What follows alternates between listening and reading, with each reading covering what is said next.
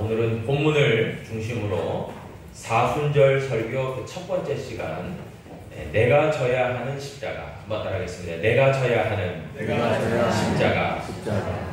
이 제목으로 하나님의 은혜의 말씀을 함께 나누고자 합니다. 여러분, 십자가 하면 어느 교회나 십자가가 세워져 있죠. 일명 심볼, 상징이라고 생각하기도 합니다. 그리고 어김없이 어느 교회든지 교파와 교단을 초월해서 본당 예배당에는 십자가가 걸려 있습니다. 그런데 사실 십자가는 심볼, 상징의 의미를 뛰어넘습니다. 한번 따라하실까요? 십자가는 상징이 아니라 사명입니다. 네, 여러분, 사명이 뭡니까? 죽도록 충성하여 이루어가는 것이 사명입니다. 그래서 십자가는 내가 죽는 날까지 하나님이 그만 모든 것을 내려놓고 나에게 와라 할 때까지 짊어지고 가야 되는 십자가인 것이죠. 사명입니다. 오늘 본문 말씀도 분명히 이야기해주고 있죠. 마태복음 16장 24절도 보니까 누구든지 나를 따라오려거든 자기를 부인하고 자기 십자가를 지고 나를 따르라 그랬습니다. 주님과 동행하는 삶이라는 것이, 주님을 따르는 삶이라는 것이 자기 십자가를 지는 거라는 거예요. 그런데 십자가를 진다는 것은 무슨 의미가 있을까? 사실 십자가는 고난의 십자가로 시작하지 않습니까? 고난의 십자가로 시작해서 마침은 영광의 십자가가 됩니다. 능력의 십자가가 됩니다. 그래서 사실 출발점은 고난이에요. 여러분, 그냥 이 과정을 뛰어넘어서 나는 고난받기 싫고 나는 어려움 당하기 싫고 나는 영광과 능력만 갖고 싶습니다. 그렇게 되질 않아요. 우리 믿음의 성도들의 그런 단계는 고난을 통해서 영광과 능력으로 나아가게 되어 있습니다. 이게 하나님이 정하신 법칙이에요. 여러분, 그렇기 때문에 우리가 십자가를 진다는 것은 무엇을 위한가? 십자가를 지고라는 것에 앞서서 자기를 부인하고라고 하고 있죠. 여러분, 그렇기 때문에 한번 따라하실까요? 내가 져야 하는 십자가는 자기 부인의 십자가. 와이프 아니고요. 여러분, 나를 부인하는 것, 나를 거부하는 것. 여러분, 자기를 부인한다는 게 무슨 의미가 있을까요? 자기의 존재, 때로는 자기의 의사, 의견, 그런 것도 다 내려놓을 줄 알고 부정할 줄 아는 것이 자기 부인이라고 이야기하고 있습니다. 그래서 자기를 부인한다. 여러분, 그런데 여기서 이제 오해는 하지 마세요. 하나님은 분명히 우리를 하나님의 속한 백성으로, 하나님의 자녀로, 정말 하나님 안에서 아이덴티티를 주시죠. 정체성을 주십니다. 그것까지 부정하라는 건 아니에요. 우리가 분명히 하나님으로부터 창조되었고 하나님의 백성 되었고 하나님의 자녀 되었고 하나님의 속한 그런 존재다라는 것은 분명하고도 확고한 거예요. 그런데 어떤 것을 부인하는 것이냐? 그것은 바로 자신의 욕망, 욕심, 정말 욕심이 잉태한 즉 죄를 낳고 죄가 장성한 즉 사망을 낳는다 그랬잖아요. 그러니까 모든 죄의 근원은 욕심으로부터 비롯되는 거죠. 자기 욕망. 그리고 그 다음으로 결국 되어진 것이 뭐겠습니까? 자기 욕심, 자기 욕망, 그것이 커지면서 자라면서 나는 죄 아래에 있는 거죠. 죄인으로서 살아가는 거죠. 여러분, 죄인이라 해서 여러분 능력이 없나요? 아니에요. 죄도요, 강력한 권세가 있습니다. 죄의 권세가 있어요. 그래서 사단마귀도 권세가 있습니다. 그래서 공중 권세 잡은 자라고 하지 않습니까? 여러분, 그런데 분명한 것은 하나님의 자리와 하나님의 권세와 하나님의 그 위치는 절대적이에요. 그런데 이 죄의 권세, 사단마귀의 권세도 막강한 거라는 거예요. 그러니까 죄 아래에 있는 죄인들은 하나님을 등지고 그런 죄 아래에서 죄의 권세와 죄의 그런 능력으로 살아가는 거죠. 거기에 합세해서 살아가는 거죠. 여러분, 그런데 자기를 부인한다는 것은 무엇을 의미하냐면 그런 것을 알고, 여러분 사실 우리가 영적으로 자기를 부인하는 것이 무엇인지를 정확하게 그 데피니션, 개념을 정확하게 알고 있어야 돼요. 제가 초등학교 때 그런 생각을 한 적이 있어요. 좀 어린 나이 때인데 교회에서 자꾸 자기를 부인하고 또 하나님이 내 안에 오셔야 되고 하나님 말씀을 전적으로 따라야 되고 순종해야 되고 막 이런 얘기를 하니까 제가 무슨 생각이 들었냐면 그럼 나는 부정당하는 거죠. 나는 없어지나? 그럼 나는 영원히 종살이해야 되나? 하나님이 하라면 시키면 뭐든지 그냥 yes 하고 예스맨이 돼야 되나? 그럼 나는 내가 하고 싶은 게 이건데 나는 그거 못하고 살아가야 되나? 뭐 이런 생각이 들었어요. 초등학교 때. 근데 이제 점차 성장하고 또 신학대학에 입학하고 또 성경이 이야기하는 여러 가지 개념들을 정리하고 공부하고 생각해 보면서 아, 그게 아니구나라는 것을 깨닫게 되는 거예요. 그건 뭐냐면은 자기를 부인한다는 것은 자기가 없어지는 걸 얘기하는 게 아닙니다. 하나님의 뜻 가운데서 내가 보다 더 명확하게 되어지는 거죠. 선명하게 되어지는 거죠. 나의 존재라고 하는 것이 나의 어떤 삶의 방향이라고 하는 것이 목적이라고 하는 것이 삶의 가치 기준이 보다 더 하나님의 뜻에 맞다가는 것, 이게 자기가 부인되는 거예요, 사실은. 네. 그러니까 더 좋은 거죠. 더 복된 거고 더 훌륭한 겁니다. 여러분, 그래서 진짜 욕심, 죄, 그리고 나만의 생각, 나만의 고집, 나만의 어떤 가치관, 그런 것까지 다 내려놔지면서 더 좋은 것을 취하는 것, 하나님의 뜻에 합당한 더 좋은 것을 취하는 것, 그것이 바로 자기 부인이라고 할 수 있다는 말이에요. 여러분, 그런 자기 부인의 삶이 이제 살아가면서 하나님의 뜻에 합당하게 순종하는 삶을 살아가게 된다는 거예요. 여러분, 그런데 조금 비슷한 예가 있을 수 있습니다. 자기를 부인하고 자기의 유익을 구하지 않고 그렇게 살아가는 거예요. 자기를 좀 내려놓고 살아가는 거예요. 자기 삶을 포기하고 살아가는 거예요. 예를 들어서 아마 이런 경우가 조금 흡사할 것 같아요. 아기를 낳고 육아에 전념하는 그런 부모, 특별히 엄마. 여러분, 그동안 초중고 대학을 졸업하고 직장 생활을 했든지 뭐 여러 가지 사회적 커리어를 가지고 여러 가지 직업을 가지고 여러 가지 사회 활동을 했다면 여러분, 아기를 낳으면서 육아를 담당해야 되니까 모든 것을 내려놓는 거죠. 포기하는 거죠. 예. 뭐 물론 아이가 좀 더 성장한 다음에 더 할 수도 있겠지만 내려놓는 거죠. 예. 왜 그렇습니까? 내가 낳은 자녀의 삶이 보다 더 좋아질 수 있기 위해서 내가 그 자녀에게 집중할 수 있는 시간과 어떤 헌신을 하기 위해서 내려놓는 거예요. 자기가 어떻게 보면 부인되는 겁니다. 내가 하고 싶은 게 있어요.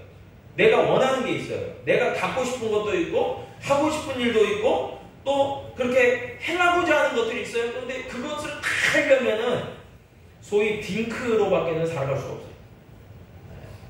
자녀가 없이 그냥 부부가 그냥 사는 거죠. 자녀는 생각이 없는 거예요. 내가 하고 싶은 대로 하면 돼요. 제가 아는 분도 그런 분들 있어요.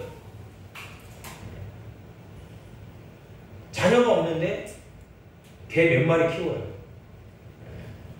그리고 하고 싶은 대로 하더라고요, 제가 보니까. 근데 제가 그 분의 비교해서 이렇게 보니까 저는 많은 것을 포기하는 부분이 많더라고요. 자녀 때문에. 여러분, 그래서 그런 것들도 약간 자기 부인의 어떤 흡사하다고 볼 수도 있겠죠. 여러분, 또한 요즘은 좀 그런 이해가 없는데 옛날 같은 경우는 우리나라에서 여러분, 예전에 제가 뭐 다 기억도 잘 안 나는데 그 최수종이라는 배우가 그 탤런트로 이렇게 연기했던 아들과 딸이라는 그 드라마 있어요. 보셨나요? 아들과 딸. 보셨나요? 고개를 끄덕끄덕 거리시는 분들은 연세가 좀 있으신 분이에요. 아들과 딸이 뭐예요? 이런 분들은 MG입니다. MG. 그러니까 끄덕거리시는 분들은 MG가 아니에요. 연세가 좀 있으세요. 그러면 그 아들과 딸 같은 데 보면은 그 딸이 김희애잖아요. 근데 최수종은 아들이니까 대학 보내야 되니까 막 애지중지하고 어떻게든 집중해서 아들을 후원해주고 뭐 잘 살 집안은 아닌데, 김희애는 진짜 어떻게 보면 아예 관심을 안 기울이죠. 무관심하죠. 진짜 홀대하죠. 그런데 결과적으로 나중에 이제 김희애가 잘 돼요. 나중에 시집도 잘 가고 좋은 남편 만나고 사회적으로도 성공하고 그렇게 됩니다. 그런 아주 굉장히 그 당시에 있을 법한 그런 이제 그 스토리를 잘 이제 해서 그 아들과 딸이 굉장히, 제가 알기로 시청률이 거의 50% 넘었던 걸로 제가 기억합니다. 제가 어릴 때 본 것 같아요. 근데 요즘 그 넷플릭스에서 폭삭소가수다 보셨나요?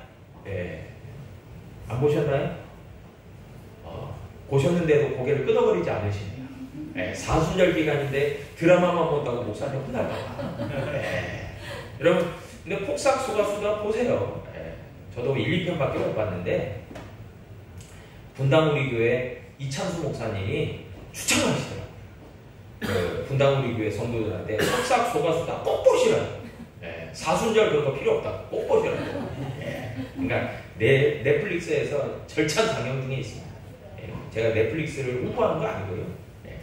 근데 그 폭삭소가수다도 제가 다는 못 봤어요. 뭐 잠깐 봤는데 굉장히 그 당시에 상당한 그 애환과 그런 삶의 눈물을 많이 담고 있고, 특별히 가정에서 이루어지는 그런 눈물 스토리가 참 많은 것 같아요. 참 어떻게 보면 감수성을 자극하는 드라마이기도 하지만은, 그러나 사실 이렇게 느껴지는 점들이 참 많은 거예요. 여러분, 그런데 그런 아들과 딸이나 폭삭소가수다 그런 드라마 같은 데서도 이렇게 묘사되고 있지만, 옛날에는 잘 살지 못했기 때문에도 있지만 가정 형편상 다 공부를 시킬 수 없으니까 딸은 적당히 공부시키고 빨리 직장 생활해라. 그래서 정말 가정의 보탬이 되라. 가정경제. 더러는 이제 첫아들은, 큰아들은 집안의 기둥이니까 공부를 좀 나름대로 어떻게든 소도 팔고 밭도 팔아서 시키는데, 다른 자녀들은 희생을 감수해라. 너희들은 큰형이 잘 되면 너희들 다 도와준다. 그러니까 너희들은 빨리 고등학교 졸업하고 빨리 공장에 취직하든지 해서 어떻게든 돈을 벌어라. 이런 경우들이 참 많았단 말이에요. 여러분, 누군가의 희생과 헌신을 바탕으로 해서 누군가는 혜택을 누리고 유익을 누리게 되는 구조였다는 거죠. 여러분, 근데 사실 이게요, 신앙적으로도 적용이 됩니다. 예수님께서 십자가를 왜 지셨어요? 예수님께서 십자가를 지신 이유는 성경이 분명하게 얘기해 주는 거예요.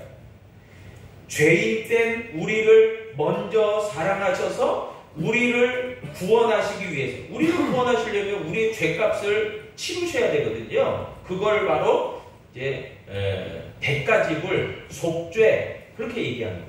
구속 그렇게 얘기하는 거예요. 여러분, 그래서 그것을 위해서 예수님이 십자가를 지셨다는 거예요. 그러니까 예수님의 십자가는 예수님의 희생이에요. 누구를 위한? 우리를 위한, 죄인된 우리들을 구원하시기 위한 값비싼 희생이요 대가지불이었다는 거예요. 그 사랑과 은혜를 우리가 받은 사람들이라는 것입니다. 그래서 오늘 이 본문 말씀, 누구든지 나를 따라오려거든 이라고 하는 말은 사실 가정법이 아니에요.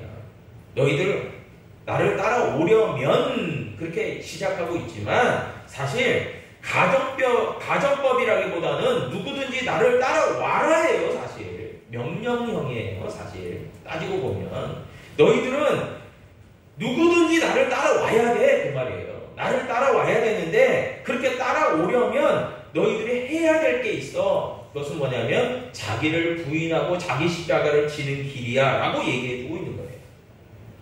여러분, 사실 우리가 좋은 것 하나님께 받았어요. 값없이 은혜로 구원받았어요. 그러면은 우리는 할 일을 다 했나요? 우리가 한 일이 없는데요. 주님의 사랑과 은혜만 받았는데 우리는 그러면 뭘 해야 되죠? 해야 될 게 있는 거예요. 여러분, 사실 이 세상에 태어나서 권리도 있죠. 권리도 있어요. 그래서 오해하지 마십시오. 꼭 이런 얘기하면은 목사 집안에서 저런 얘기 했나 일이 있었나 보다 이렇게 오해를 하시니까 제가 예를 못 들겠어요. 근데 예를 들어서 이제 제가 저희 아들이나 딸한테 야, 너 왜 똑바로 못하겠어? 이렇게 하면 그러면서 넌 도대체 왜 그 모양으로 태어났니? 그러면은 뭐라고 얘기하겠어요? 제 아들 딸이 최 집사님 뭐라고 대답을 하겠습니다. 뭐 예예요. 누가 나를 나라고 했어요? 내가 태어나고 싶어 태어났어요? 아빠 엄마가 좋아서 태어났어요. 뭐 이렇게 얘기하는 거예요. 뭐 할 말이 없는 거죠. 여러분, 우리가 하나님의 구원을 받았잖아요. 하나님의 사랑을 받았잖아요. 그리고 하나님께서 우리에게 요구하시는 게 있어요. 여러분, 권리만 있는 게 아니에요. 의무와 책임도 있는 거예요. 여러분, 분명히 아셔야 돼요. 그러면 하나님의 은혜와 사랑을 받은 만큼 우리들이 감당해야 될 몫이 있다는 거죠. 의무와 책임이 있다는 거죠. 여러분, 그래서 우리가 하나님의 자녀 되어지면 그 다음부터 우리가 교회도 다니고 믿음 생활도 하고 하나님의 말씀대로 살아가려고 헌신도 하고 노력도 하고 그렇게 살아가는 거예요. 여러분, 이게 의무와 책임의 영역이죠. 여러분, 그런데 진짜 겉모습으로는 그렇게 할 수 있어요. 눈치껏 어떻게든 속은 아닌데 겉으로는 그런 척 할 수도 있다는 거예요. 그런데 그것을 하나님이 원하시는 게 아닙니다. 하나님은 우리의 겉과 속이 다 똑같기를 원하세요. 정직하게 행하기를 원하세요. 올바르게 행하기를 원하세요. 그래서 우리에게 필요한 게 있어요. 자기를 부인하려면 여러분, 내 욕심 내려놓아야 된다 그랬잖아요. 내 것 내려놔야 된다 그랬잖아요. 여러분, 그 자기 부인이 되려면은 결국은 뭐가 변해야 되느냐? 가치관에 변화. 가치관에 변화. 여러분, 가치관이 변화되지 않으면요, 진짜 그냥 겉으로만 그런 척 하는 거예요, 사실. 근데 가치관이 변하잖아요. 가치관이 뭡니까? 가치 기준이 달라진 거예요.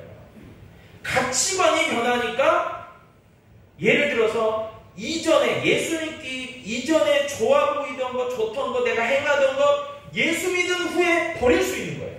아멘. 왜요? 예수 믿고 난 다음에 것이 더 좋아요. 예배 드리는 게 더 좋고 하나님 믿는 게 더 좋고 하나님 말씀이 더 좋고 하나님 뜻대로 행하는 게 더 좋은 거예요. 이렇게 가치관이 바뀌어요. 이게 진짜 자기 부인이에요. 제가 보기엔. 자꾸만 버려야 돼. 자꾸만 버려야지 돼. 여러분 이거 언제까지 의무와 책임감으로 할 수 있겠어요? 어렵다는 거예요. 가치관이 바뀌어야 돼요. 가치관이. 여러분 진짜 아까도 아기를 낳은 엄마 얘기했지만 엄마가 정말 아기 낳기 전에는 내가 그냥 명품 가방 갖고 다니는 거 좋고 이쁜 옷 입는 거 좋고 진짜 좋은 레스토랑 가서 분위기 있게 식사하는 거 좋고 여행 다니는 거 좋고 이랬단 말이에요. 그런데 아기를 낳고 보니까 그것보다 아기가 더 이뻐요. 아기가 주는 기쁨이 더 좋아요. 그 아기만 바라보고 있으면 막 되게 행복해져요. 여러분 그러면 이게 가치관이 변화된 거예요. 그렇게. 여러분 그런데 그렇게 이루어지는 것이 하나님을 믿는 믿음의 삶도 그대로 동일하다는 거죠. 여러분 사실 교회를 열심히 다니고 신앙생활하는 분들의 경우는 시간도 물질도 때로는 직업도 취미도 사실 부인되어지는 경우들을 참 많이 봅니다.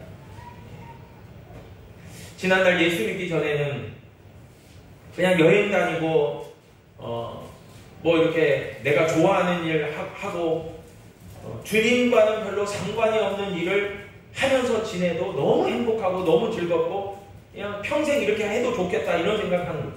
그런데 예수 믿은 후에는 그것이 별로 좋게 느껴지질 않는 거예요.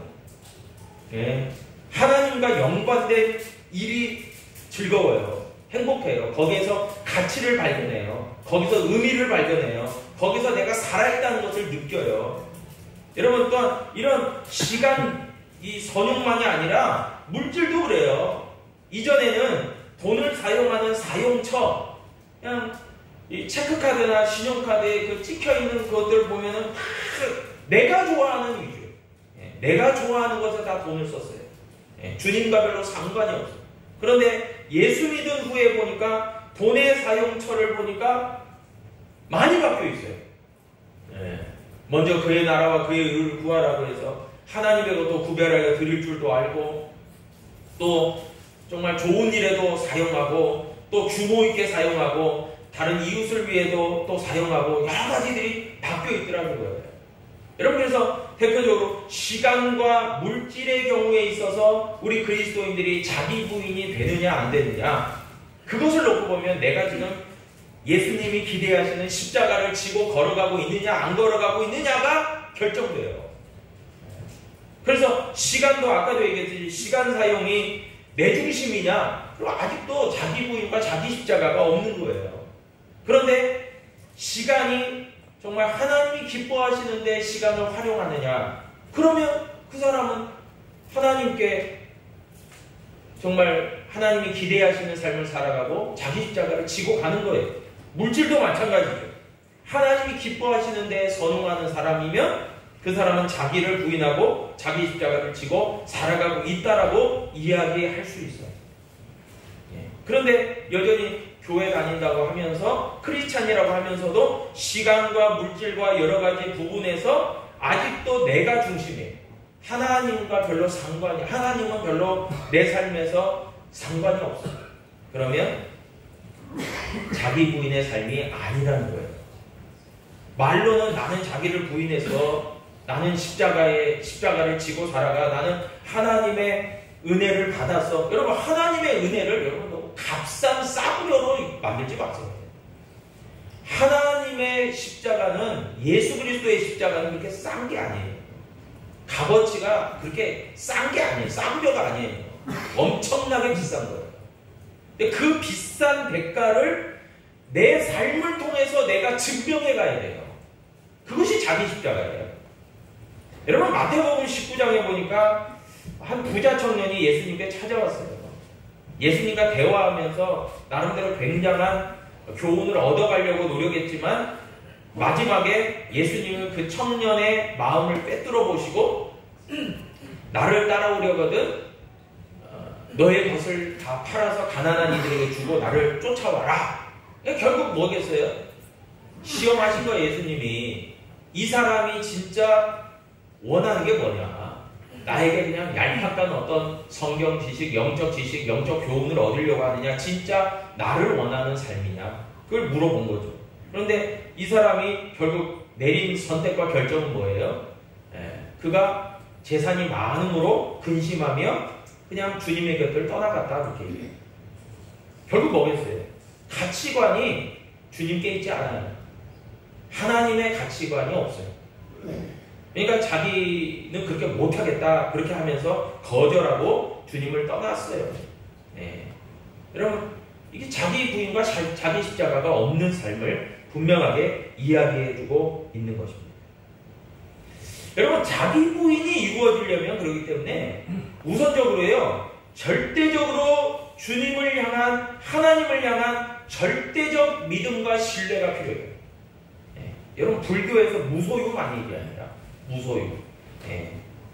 그래서 옛날에 그 TV에 한참 그 하버드 출신 그 스님이 있어요.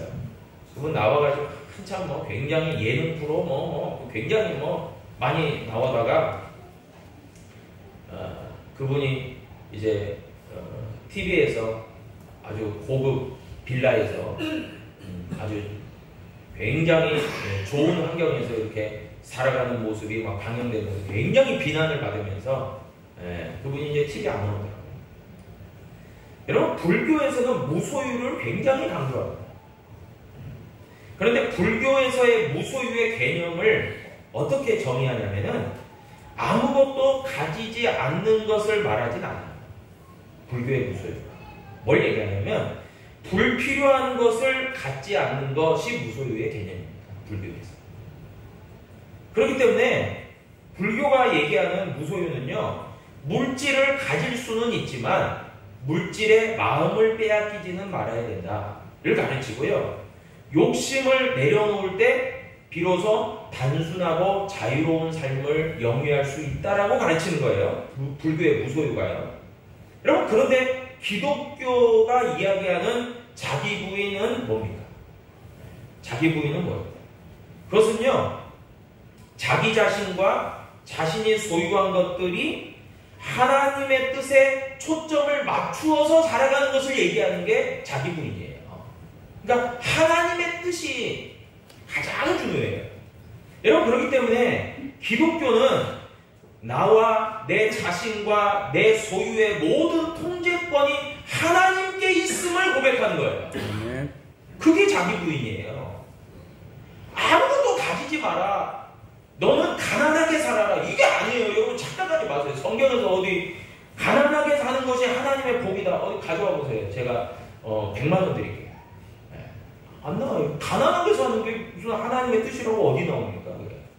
하나님의 뜻이 그 사람에게 있어서 이거다라고 하는 것은 있을 수 있지만 가난함이 축복이야. 어디 그렇게 나와요? 안 나옵니다. 오히려 하나님의 부욕해 하심, 하나님이 물질도 축복하신다는 것이 넘쳐나요. 가르칩니다.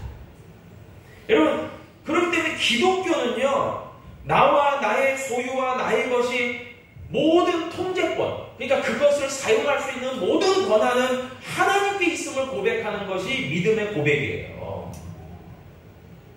불교는요, 끊임없이 자기 자신을 정진해서 수도 생활을 해서 끊임없이 자기 욕심과 욕망을 내려놓고 마음을 다스리고 그러면서 무소유로 가려고를 지향해요.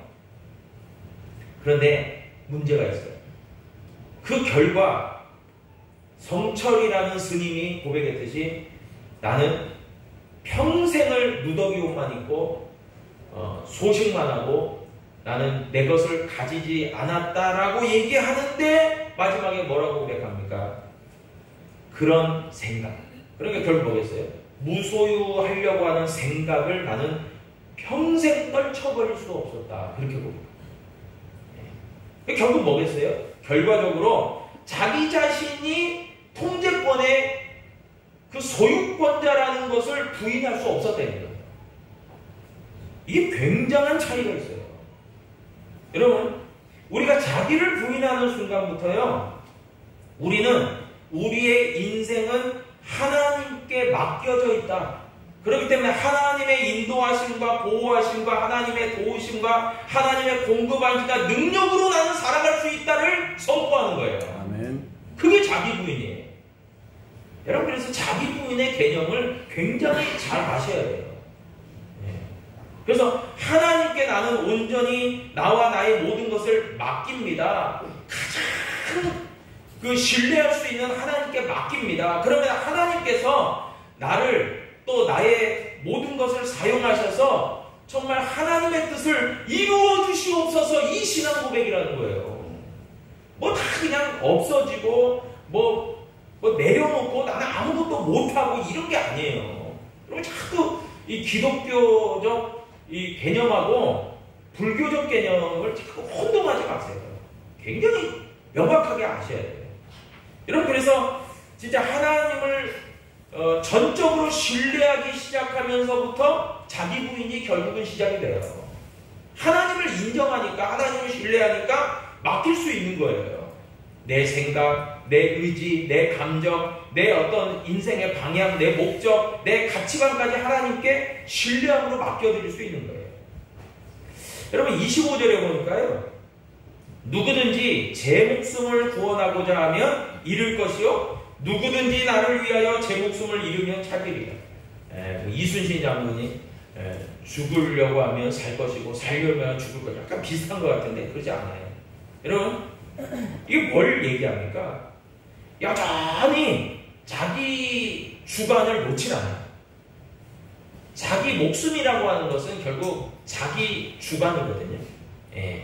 이것을 위해서 발버둥 쳐요. 그런데 결국 죽는다는 거예요. 많은 것을 잃어버리는. 그런데 결국 뭐겠습니까? 나를 위하여 제 목숨을 잃으면, 이게 무슨 말이겠어요? 이게 십자가를 지는 거예요. 예수님을 위해서 그렇게 부인하는 삶을 살아갈 수 있으면 이란 뜻이에요. 그러면 너희는 살 거다. 너희는 진정으로 살 거다. 이 얘기를 하고 있습니다. 여러분, 그래서 진짜 자기 부인과 십자가의 삶이라고 하는 것은 영생으로 통하는, 하나님의 천국으로 통하는 놀라운 그 영적 길이에요, 사실. 그래서 자기 부인의 삶이 한 3가지로 요약해 볼 수 있는데요. 첫 번째가 자기 중심적 사고와 방향과 인생을 버리고 하나님 중심적 삶을 선택하고 결정하는 것. 이것이 중요하고요. 두 번째는 육신대로 살 것이 아니라 영혼의 만족함과 평안함과 구원함을 얻는 길을 선택하는 것. 여러분, 그래서 육신대로 살 것이면 망하잖아요. 그러나 영으로 살면 살잖아요. 성경이 말씀합니다. 세 번째는요, 십자가의 고난이 있지만 그 고난을 이긴 사람들은 부활의 영광이 있음을 아는, 결국 이게 뭐겠어요? 지혜로운 삶이죠. 지혜로운 삶. 진짜 조상모사라고 어리석은 사람들은, 야, 아침에 3개 먹을래? 저녁에 1개 먹을래?